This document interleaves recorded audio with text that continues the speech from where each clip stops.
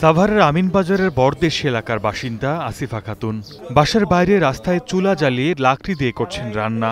মাঝে মাঝে দমকা হাওয়া এসে নিভিয়ে দিচ্ছে আগুন। গত ৩ মাস ধরে গ্যাস না থাকায় এভাবেই চলছে রান্না।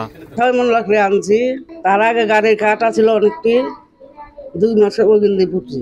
আবার ওখানে যে ৬ মণ আনছি যে ফুয়াইছে, আবার ৩ মণ লাগবে। মাস ধরে আমরা বহুত কষ্ট করতেছি।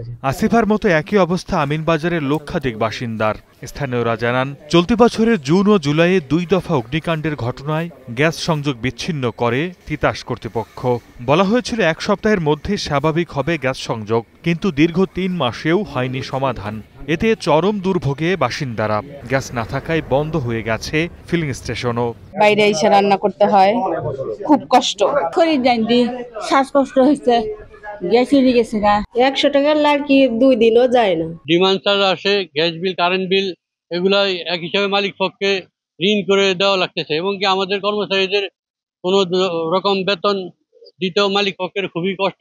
এই সপ্তাহে হবে না, আগামী সপ্তাহে হবে, আগামী সপ্তাহে হবে না, আগামী সপ্তাহে হবে, এই ধরনের আশ্বাসের বাণী হয়ে যায় যে মন্ত্রণালয়ে ফাইলেট করেছে, এইসব কথাই বলে। তিতাস কর্তৃপক্ষ বলছে লাইনটি সংস্কারের জন্য একটি টেন্ডার আহ্বান করা হয়েছে। প্রক্রিয়া শেষে মেরামত হলে স্বাভাবিক হবে গ্যাস সরবরাহ। এটা তো জিএম উন্নয়ন বলতে পারবে, এটা আমরা টেন্ডার করতে পাঠিয়ে দিচ্ছি জিএম উন্নয়নের কাছে। আমিনবাজারের 10টি গ্রামে বিচ্ছিন্ন রয়েছে গ্যাস সংযোগ। Desk report, star news.